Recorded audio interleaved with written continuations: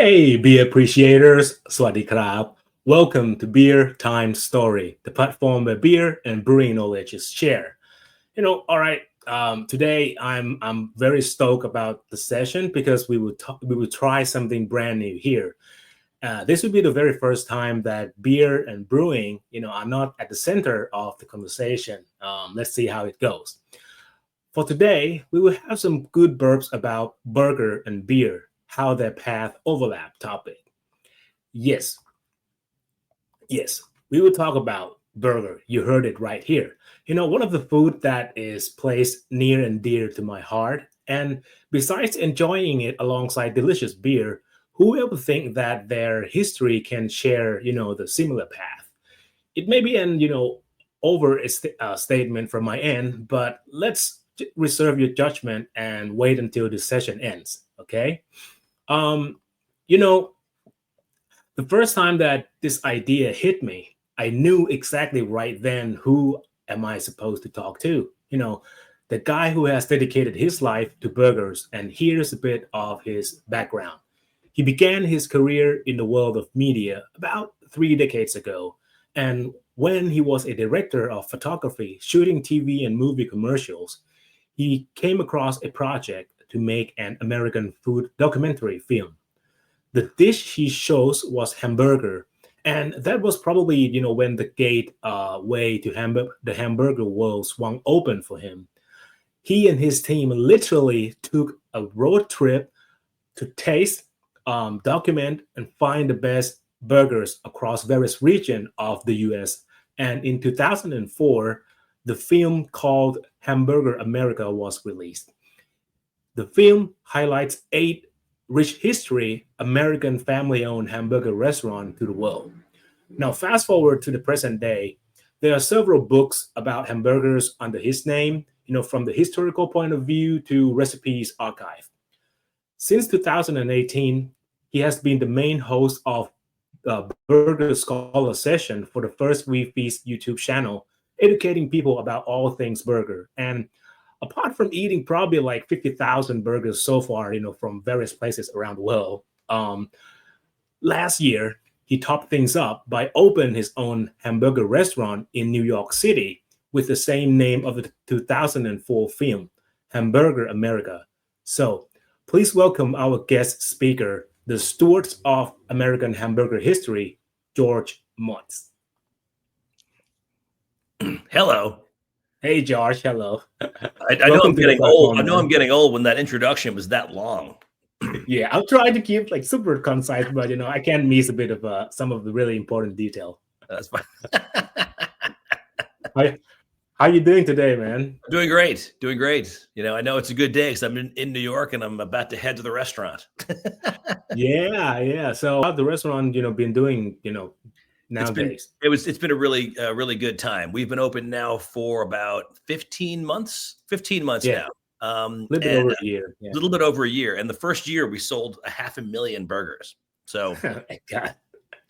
So, right away, I can't complain one single bit. And I tried to explain to my crew that all 500,000 of those burgers were cooked on 3 griddles in that restaurant.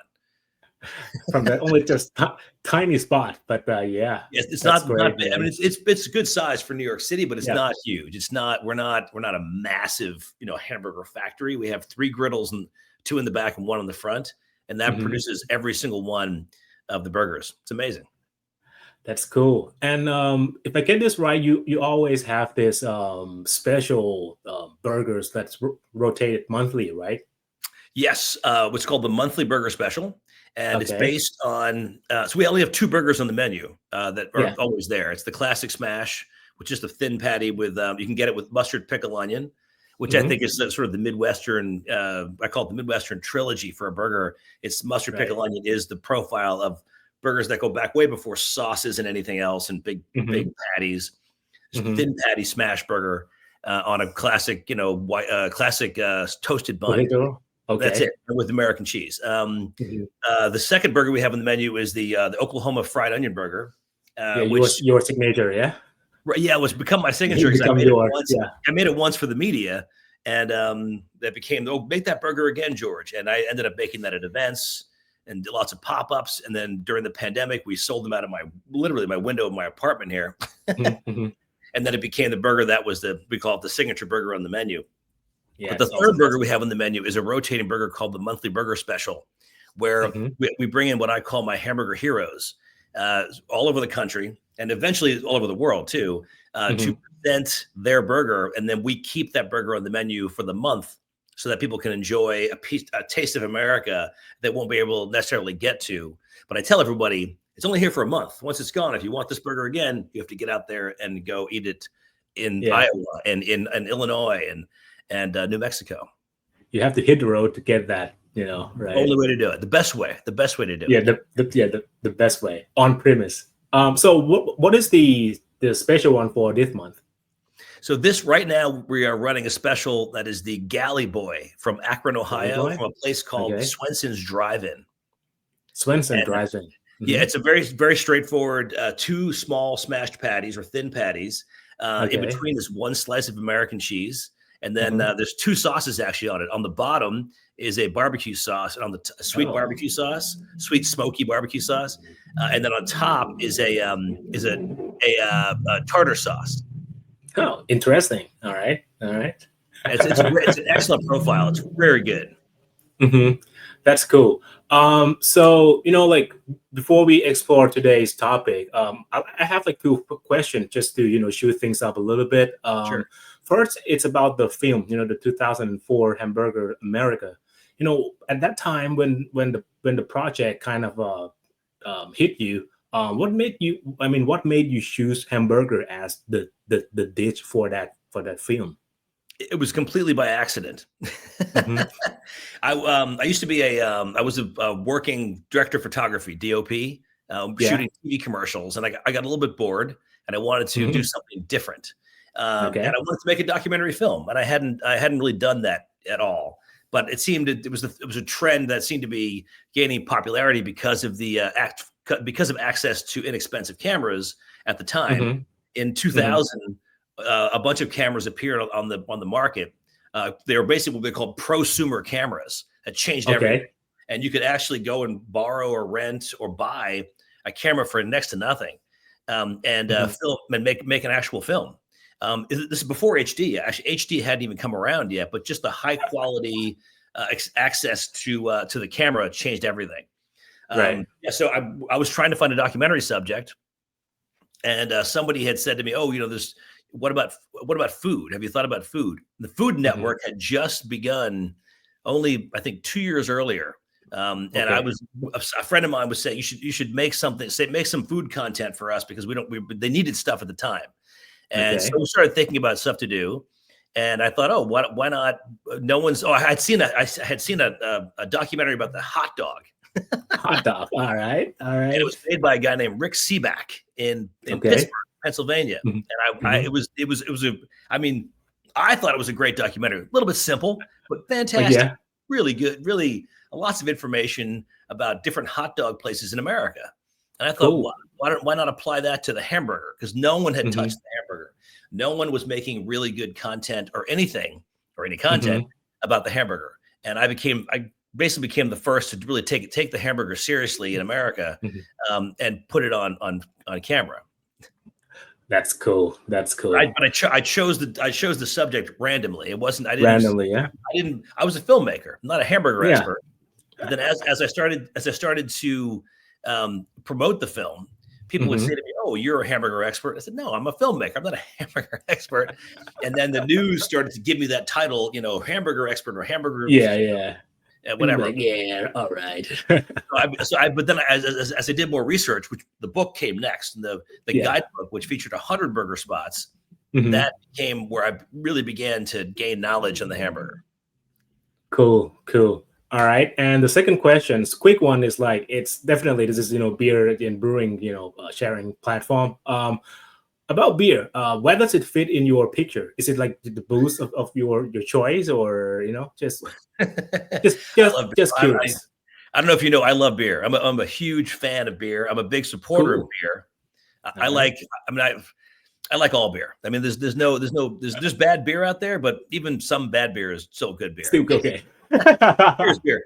Beer is and the reason why beer, I personally think that beer is so good is beer is very complex. And I'll tell you right now, the reason it pairs really well with a burger is because of there's a single component. It's very complex what's going on. If you take a bite of a burger and then you're drinking a beer, there's a single component that actually exists in both beer and burger, yeast. You have yeast in bread, and you have yeast. You have yeast in the bread of a bun. You have yeast, obviously, in the brewing process. That extraordinarily complex compound is really what makes you. It excites your senses to have more and to want more. Yeast actually draws you in.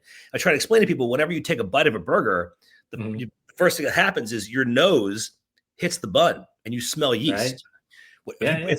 If you pour a beer correctly and you have the nice big head on there, the first thing you smell is all that flavor being released by the effervescence and the yeast. So, right, it's almost the same thing. I mean, they're very, very interchangeable. So you're right. You're very right to put those two together. They belong together. A soda is too sweet.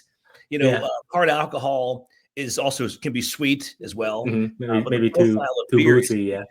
Wine is a close second because wine also is a very complex drink. But beer and burgers go very well together. The point that you brought up about yeast in the two camp kind of intertwine and play together is very interesting because I've never thought with that angle before. So it's pretty cool. Okay. I think we warmed things up a bit here now. So let's move to the burger as the main subject here first. George, right off the bat, let's talk about the history of hamburger, like in a nutshell. How far can we date back, to the birth of hamburger? Where did it all start? There are many different phases of hamburger history, and you really can go back to the beginning of food. I mean, that's how far back it goes. Yeah. So anytime somebody would try to chop meat and then cook it and get it into their mouth somehow, can be considered a burger. We've talked about 6th and 7th century Rome, going back to the Roman Empire, where they would actually chop some kind of whatever animals they had around, cook it somehow, and then put it on some kind of pita or some kind of leavened bread of some sort. That's way back, but I don't think that's not really considered to be a hamburger. There's a reason why. If you jump all the way ahead in history to about 150 years ago, the word hamburger comes from Hamburg, Germany. So to try to put the pieces together, if you go back to 150 years, 160 years ago in Hamburg, when people were trying to find passage to the United States on ships. And in order to go to America back then, you had to go to the port of Hamburg. And in Hamburg, sometimes you'd have to wait for a week, a month sometimes to find passage. Transit, right? And you'd have to eat inexpensively. And as you were eating inexpensively, you found that the dish that became very famous for inexpensive, high protein eating was actually was called a frikadellen. Which in the U.S. became known as steak in the style of Hamburg, which was literally just chopped beef, cooked somehow and served on a plate with potatoes and onions and gravy. Frikadellen also had spices inside, but didn't necessarily have to have that inside to be a steak in the style of Hamburg. By the time people got to the U.S. as they immigrated, they would find other Germans who had immigrated before them. And they were also making steak in the style of Hamburg or frikadellen. They changed the name to make it less ethnic, believe it or not. It's funny. People have a hard time in the U.S. sometimes understanding that the hamburger was an early ethnic food, as ethnic as pad thai to the U.S. and as ethnic as pizza from Italy. So it is a very important ethnic food in the U.S. that was enjoyed by Germans who were coming over from the port of Hamburg. All right, and so they made it so it really wasn't a hamburger technically. The U.S. Was the first place to put it on bread. So the Hamburg steak was served on a plate, and you have to eat it with a knife and a fork. And I believe I've done all the research to figure this out.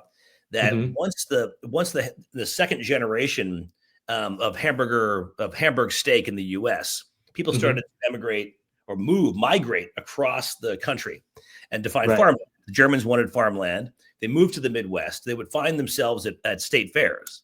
And at a state Right. fair, they're buying livestock and looking at farming equipment. You'd have to eat. So there were food stalls that would sell things. And one of the earliest foods at state fairs was the hot dog. And the hot dog was a portable food already. The hot dog was a it was a Frankfurter, also from Frankfurt, Germany. Okay. Served on bread, and it was portable. And can you imagine being selling Hamburg steak on a plate with a knife and a fork, and then you see a hot dog walk by? So why can't we make ours portable? So I believe that we know the invention happened at about from 9 different vendors all over the Midwest. It probably invented somehow at the same time. Let's put a chopped beef cooked somehow on bread, and that became the hamburger. That's pretty interesting to think about that hot dog kind of inspired people to put the cooked steak between buns, and that was around the 19th century, right, in the U.S. Earlier, 1870s, 1880s. Okay. Yeah, about 30 years before that. Cool. I think I have a photo of the Fridelican, so just have a quick look at it so people may understand what it is. So this is kind of a beef patties, general, cooked somehow. Yeah, cooked. That was so the definition of a hamburger is chopped beef cooked somehow, and then served on. So chopped beef cooked somehow, served on bread, and that is the definition of a hamburger. Right. Okay. No sauce, no cheese. Doesn't need that. That's just that comes later, right? From Hamburg. Oh yeah. All right. That's pretty cool. Many years later. Many years later. Yeah. So what about cheeseburger then? Like do we have to wait a bit longer before someone, kind of like let's put some cheese on it? Yeah, so before the 1920s in the US, there was no cheese on a hamburger. No one ever thought to put cheese on a hamburger. The first time we actually see cheese on a hamburger is in Los Angeles in the early 1920s. So we believe somewhere between 1923 and 1925 was the first time someone started to put cheese on a burger and sell it. And there is some proof that goes back to a place called the Right Spot in Pasadena, California, which is right outside of Los Angeles. A guy named Lionel Sternberger, who was working at a place called the Right Spot. As the story goes, there are a bunch of stories. They're all who knows which one is real. Pick your favorite. But one of the stories was that he apparently burned a burger, and to cover it up, he put some cheese on it and melted it to cover the burn mark. That's one happy accident. Another theory was that this is an actual story that I've heard, that there was an orchestra, a high school orchestra that used to come into the Right Spot all the time from Pasadena, and they were the ones who requested cheese on their burger. They may have seen it somewhere else. They may have seen it at home. Who knows? It was cheese itself does not actually show up on a menu until the mid-20s in Los Angeles. Wow. So it take quite some time for them to, kind of showed up. 50 years. I mean, it's funny if you think about it. From the introduction of the hamburger or hamburger steak in the U.S. or even at state fairs, 50 years go by before you have a cheese there. And even, by the way, just also a standardized bun. The standardized bun didn't come around until 1921, when White Castle standardized the actual size of the bun. Before that, you just would put it on bread. You'd put it, slices of toast. You'd put it on. You'd find a dinner roll. You'd have a baker and make something that you could slice in half and stick it on there. But nothing was standardized until White Castle, which really was the first fast food hamburger in the U.S. And they were the ones they made it. They made it so by standardizing the hamburger bun. That's cool, because you've already touched a little bit about White Castle, and that is, the next section of where we're gonna discuss. Because from what I think and what you explain is that the Bird of Burger is kind of a state fair food, comfy food, affordable food, and people take it to where they land their food, right? So it's kind of like its identity is kind of tend to tie to the regionality of where people are, what they can find around them, and cook with it. And it's probably become, the local dish, local food that people like. It's pretty diverse, but when we fast forward to nowadays, right? I would say it is pretty undeniable to think that hamburgers, is associated with the word fast food, and it would Right. be and it would be rare for people to. You cannot bound to people who don't know McDonald's or Burger King. It's going to be super rare, right? So Yeah. it looks like the landscape of hamburgers kind of gone through a lot of change, and so my question is, White Castle standardized the bread, right? When did the hamburger start to become connected to the fast food, in the historical aspect? Well, with White Castle was the very Okay. first. Yeah, they were the ones and it was just because it was one guy had a great idea. Hmm. A guy named I think his name now, Walt Anderson. Okay. Walt Anderson had a tiny little. He'd converted a shoe repair shack on a corner in Hmm. downtown Wichita Okay. into a hamburger stand. He was an entrepreneur looking to make a quick buck, and made a really Hmm. good burger. And I got another guy named Billy Ingram came along, and Billy Ingram I think he was sort of a small time real estate investor All right. in Tulsa. I'm sorry, in Wichita, Hmm. and he Hmm. decided to he liked what he saw, and he approached Walt and said, why don't we do something here? Why don't we make why don't we change the image of the hamburger? Because it's at that point, up until 1920, the hamburger was seen as food for blue collar workers, wage Hmm. earners, Hmm. and Hmm. Hmm. working class America. It Right. wasn't seen as clean food at all, and part of that was Mm. because the Upton Sinclair had put a book out in the early 1900s called the Jungle, and the Hmm. Jungle was an expose. It exposed all the wrongs in the meatpacking industry, and it actually focused on ground beef Oh specifically God. and sausage Hmm. making. Hmm. Not good stuff. And what that actually prompted what became the FDA, the Food and Drug Hmm. Administration in the U.S. and control, and the people in the government started to pay attention, and I think it was fixed pretty rapidly, but it took the U.S. psyche many years to get over that, and because of Hmm. that, the people who bought hamburgers were taking their life in their hands, even up until 1920, many years after Hmm. the book came out. So Billy Ingram said, no, no, no.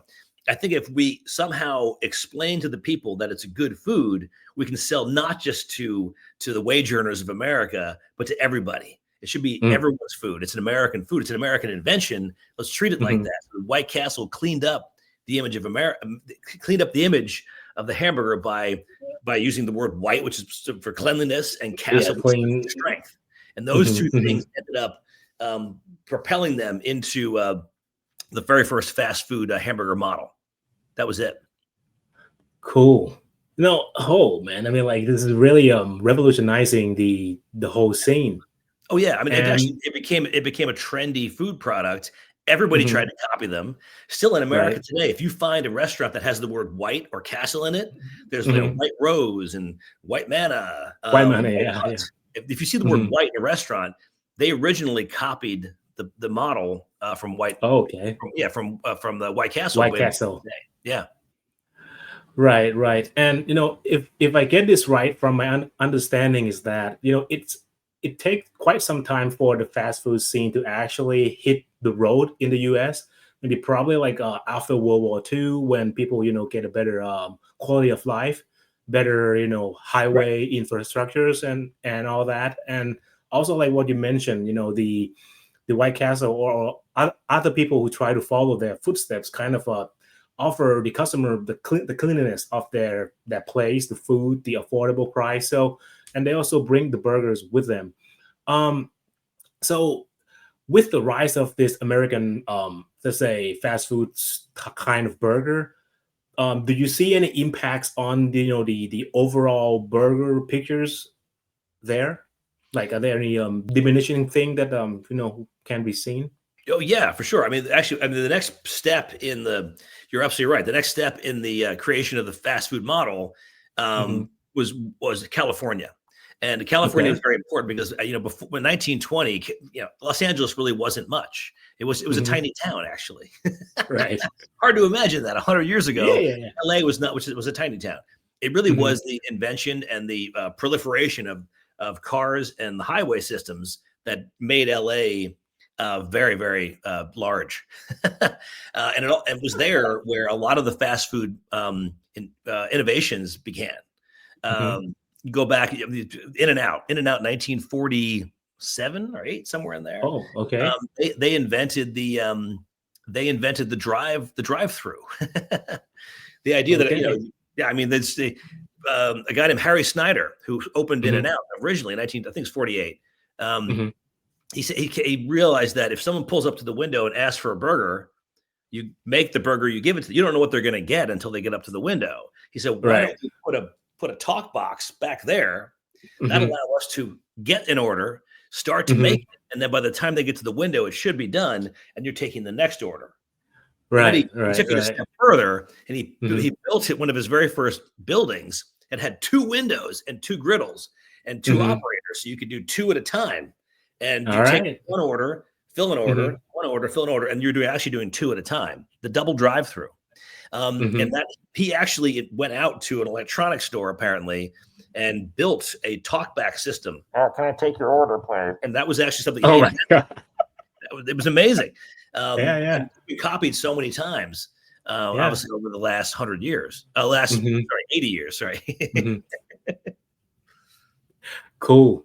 But there's also more. I mean, so because of the proliferation of the highway system in cars, the burger was something that you could eat in one hand while you were driving.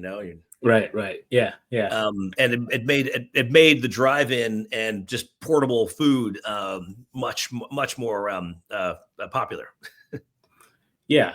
And I think it also impact the scale of agricultural product that's tied to the food too, right? Like the potato from McDonald's being industrialized and all that. Yeah.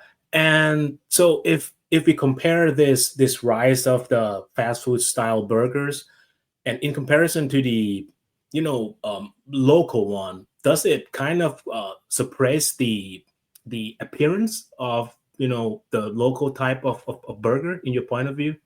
Well, I mean, these days, it's hard to say these days, but back then, I'm sure there were 2 different burgers. I mean, there was the mom and pop burger that we sit down and have a conversation with someone at a counter, and then there was the fast food model, which I think back then, I'm assuming everybody understood that the fast food model started as a mom and pop.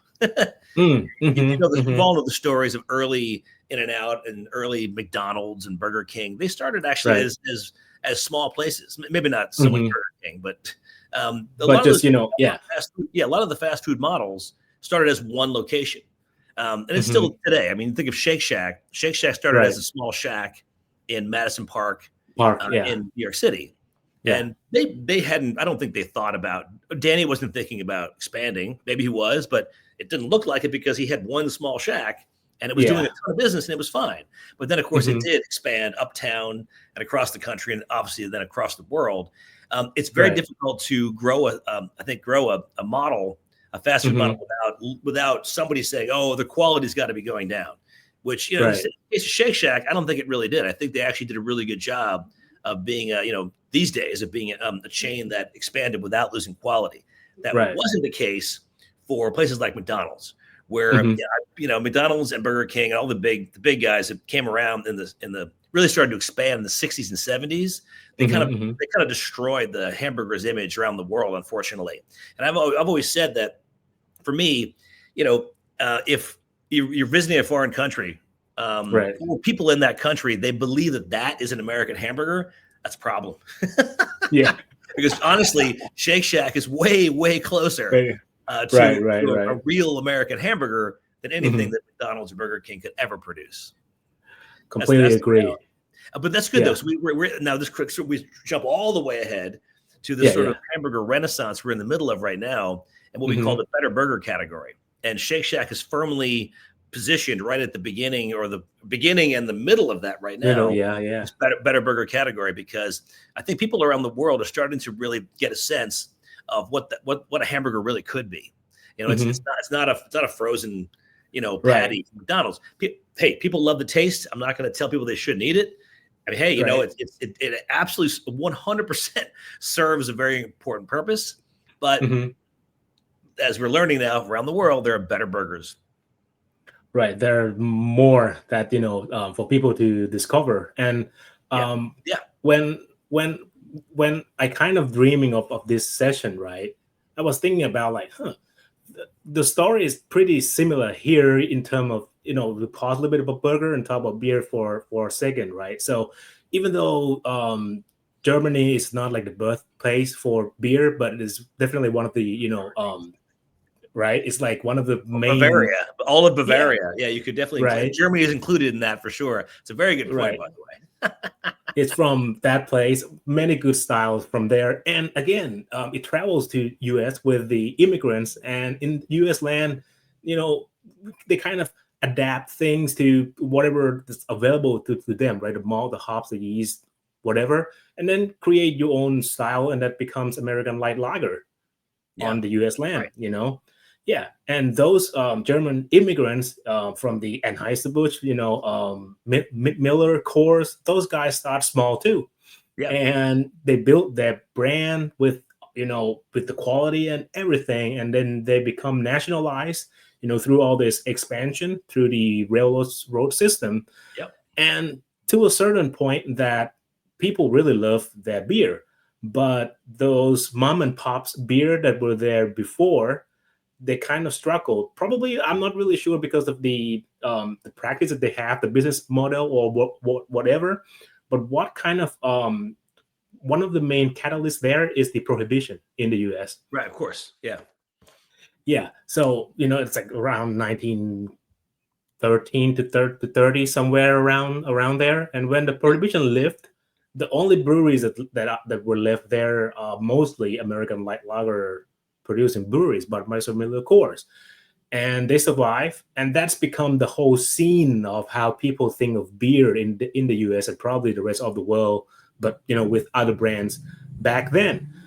And it has to wait for quite some time until like around 1930. In the mid or late 30s, that the craft beer start to hit the trend, and people recognize that, hey, there are more variations or more things for you to try rather than what you ever grown up with.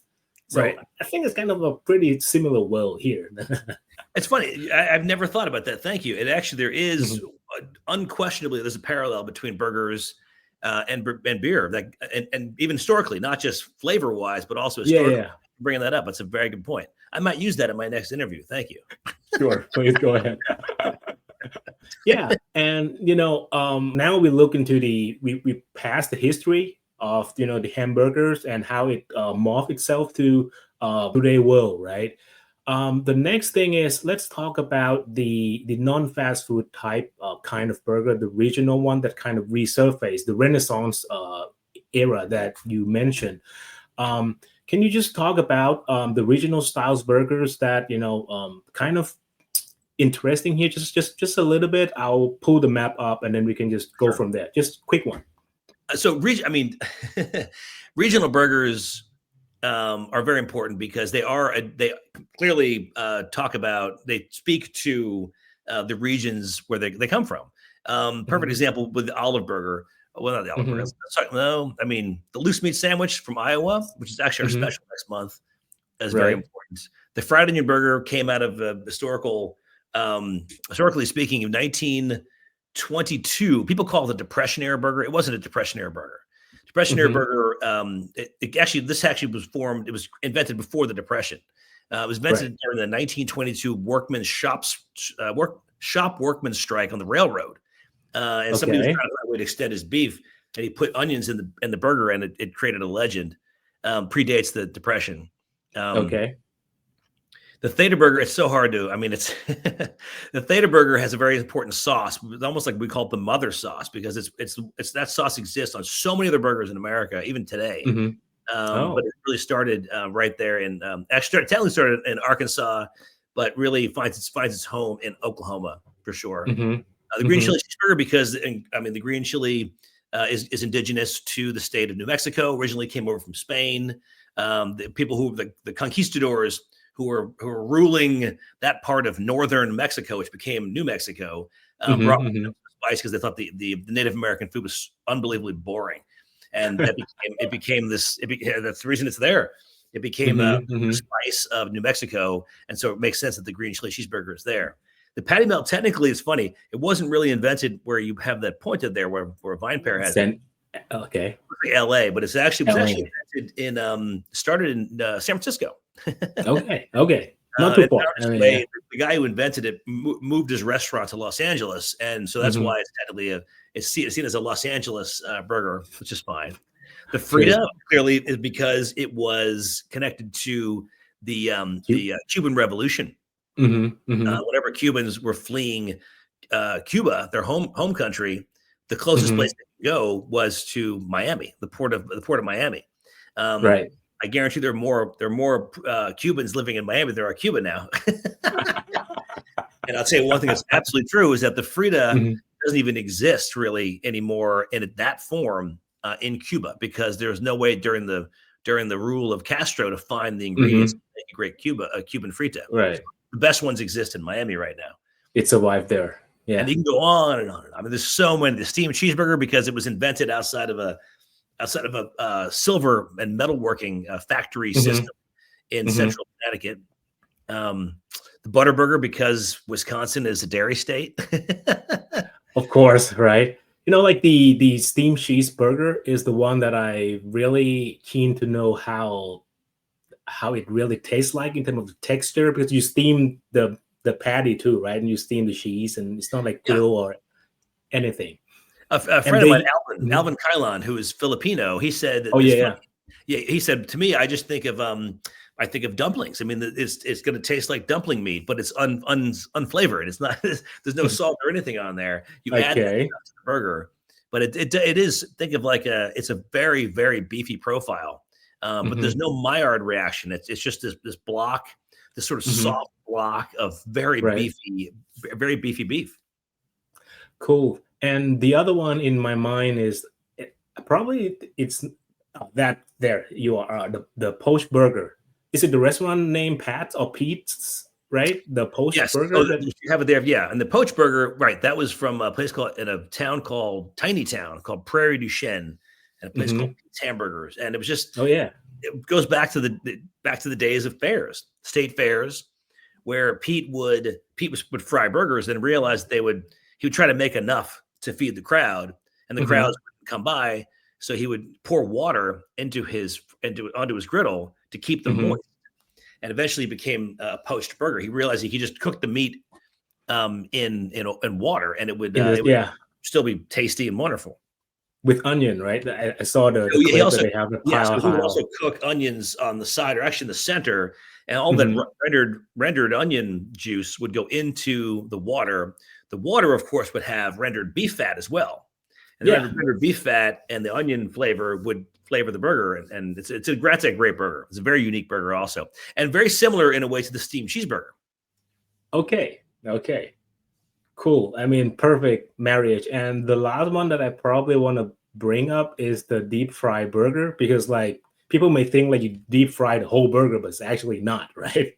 Right, that does exist out there, but that's more of a newer trend, like the katsu burger. People take, a burger patty and make it, and then they coat it in some kind of breading and drop that in the deep fryer on a bun. There are other ones that there's one that's actually a friend of mine invented right here in Brooklyn called the it's called the Langosh burger, or the Langosh burger, which is now unfortunately out of business. But they would take they would cook a burger on a grill and then wrap it up in dough and drop that whole thing inside the deep fryer. But the deep fry burger here, actually, it's funny. It sounds like it's trendy and silly, but to be totally honest, that might be probably the oldest burger in America. One of the original methods for making a burger was to take some kind of a patty or a ball of beef and smash it thin with the back of your spatula and cook it in what we called a tank, because there was no runoff back then. And as you cook more burgers, the tank would fill up with rendered beef fat, and eventually the little patties were bobbing in the grease, and you were cooking it, basically frying the burger. That's really my deep fry, yeah. So it's basically deep fried in its own fat. Its own fat. That's cool. And this is just like an example, and definitely there are more. And here, for the viewer, out there, you can see that this is only for the US map. So the rest of the world, they probably have their own take from from Japan, Australia, anywhere. And this is just like a very different shade of how you're gonna cook, like what George mentioned at the beginning. Hamburger is like meat cooked somehow between buns, and you can have any sort of things, whatever you want, put in there. Well, yeah, you do whatever you want. I mean, there's some rules, obviously, but yeah, people have clearly, have gone very interesting places with the hamburgers. Yeah, with their creativity. Exactly. Right. And okay, here we are at the tail end of the session. Probably a few questions just to wrap things up here. The first one is, now we see kind of how hamburgers and beer share the road together. So I probably have to ask for your help here. Let's say, for example, if I gonna have to visit US, do you have any place that you can recommend that they marry these two things together well? Ooh. Just a few of them, or one or two of them is fine. That's a great question. You talking about a region or just a city? What are you looking for? No, I mean, like any of one that pops in your mind, maybe in New York City or in California. That might be easier because that's a more tourist spot. I mean, one of my oldest loves in the hamburger world is a place called the Corner Bistro in New York City. Now, okay, the Corner Bistro does not make a very exciting burger. They make a very standard burger that is fantastic, and it's just a burger. It's not trying to be anything. One thing they do, which is kind of a cool trick, is they deep fry bacon, and they put the deep fried bacon on the burger. And I'm pretty sure they do that because it's fast, and bacon can take up to 20 minutes to cook properly in a pan, or you just take it and throw it in the deep fryer, and it's done in 20 seconds. Also has a very, very, very specific crunch to it, and they put that as sort of like this gnarled bacon nest on top of the burger, and it's fantastic. And it's also great because they have beer on tap there, and you can get yourself lost in this place. And I think all you really want to do is just go somewhere. Even in New York City, you can do whatever you want here. It's a very unique town that is free to do whatever you want. And sometimes you just want to disappear and just go and disappear into a dark bar with find your way with burger. Yeah. You can definitely do that. 100%. You can do that at the Corner Bistro. There's also, we have another place called JG Mellon. JG Mellon is thing. It's a little more crowded up there. It's on the Upper East Side. It's hard to get a seat sometimes, but any of the old school New York City pubs actually have what's called a pub burger. And Corner Bistro, JG Mellon, PJ Clark's, Donovan's Pub, they all have just a classic standard burger that's not trying to be anything else but just a really good bite, and it goes great with a burger. I'm sorry, it goes great with a beer. Beer. Yeah, because oftentimes that, let's say I visited, breweries or brew pub in, say, LA, right? They always have burgers, on the menu, and they kind of do it well too, and it kind of go hand in hand with the beer that they brew as well. So it's pretty cool. And one of the places that I can think of, but I've never been to, is Hodad's in San Diego. Well, yeah. Well, Hodad's is a whole different experience. There's the dark bar in New York City, and then there's like the bright, wide open like beach, and that's a different way to enjoy yourself. Where you're out in the sun, or you're inside away from the sun, but you still smell the salt from the ocean, and that really that's another great place. And they also, by the way, they also have great bacon on their burger too. And they really do a good job. I don't know how they do it. I think it might be deep fried also, but it's something really special with the bacon, the crispiness and all that. I never put bacon on a burger ever, but those are the two places where I actually would be Hodad's. Funny you mentioned that, and Corner Bistro. Cool. I have it on the list, and we'll try to explore if time permits. There you go. Cool. I think I'm running out of questions, and I think that's awesome. We are hitting the timing pretty cool, and I would say that last thing. Have you ever cooked a burger with beer? Yes, but I stopped doing that. But I used to make actually something called a loose meat sandwich with beer inside of it, where you'd actually cook it in beer. Okay. But I stopped doing that. It can be done.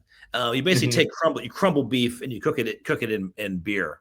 And it's good. But I realized Yeah, it wasn't original to the recipe. We're featuring the loose meat sandwich from Iowa on the menu at Hamburger America this month coming up. And it's not really a burger technically because it's not a formed patty, but it is crumbled beef that is served with a spoon. It's spooned onto a bun, and then you have to try to get it into your mouth without falling all over the place.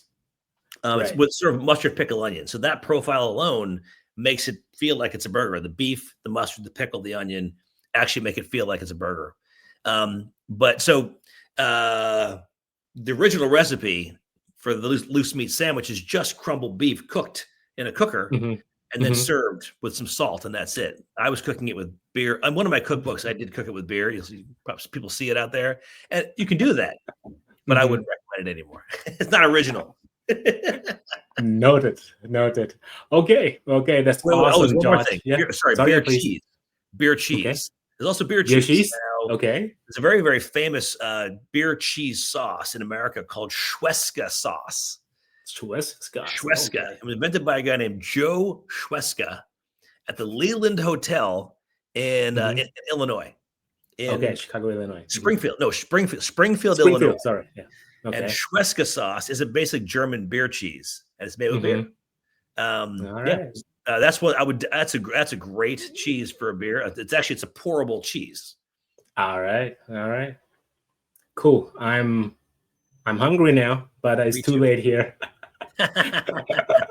Okay, that's awesome, Josh. I mean, we are here now. Thank you so much. It's time to let you go. People at the restaurant is calling for you for sure.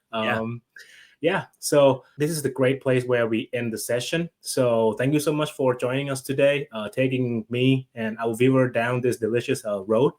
It was a joyful session. I appreciate it. Thank you so much. That was fun.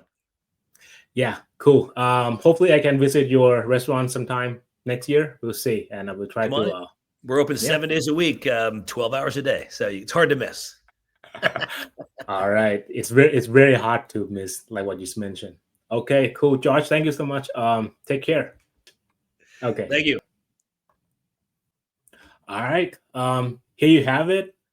I hope that you can kind of view the similar path that beers and burger share in common, besides from their deliciousness, of course. And the point here is I just want you all out there to know that it's not just beer that has a lot of varieties in terms of taste. It doesn't matter, which camp you are. If you like, the commercial lagers, fine. It's all good as long as it's a good beer. So the same thing also applies to the burger world or whatever food that you like. Definitely there'll always be more than one variation of it. And if you look surpass what is available in the market, you might find something that's really interesting, like mom and pop's style of thing, like what George mentioned. That's pretty cool. So I hope that if you're really into burger like me, try to find contents from George, his talk, his book, his works on YouTube. It's out there. Try to cook by yourself and you see how tasty it can be, even if it's the same things called hamburger. All right, guys. The Good Burp session will be back in no time. That's all for today. Stay tuned for the next episode. Until next time, cheers and swaddy krab.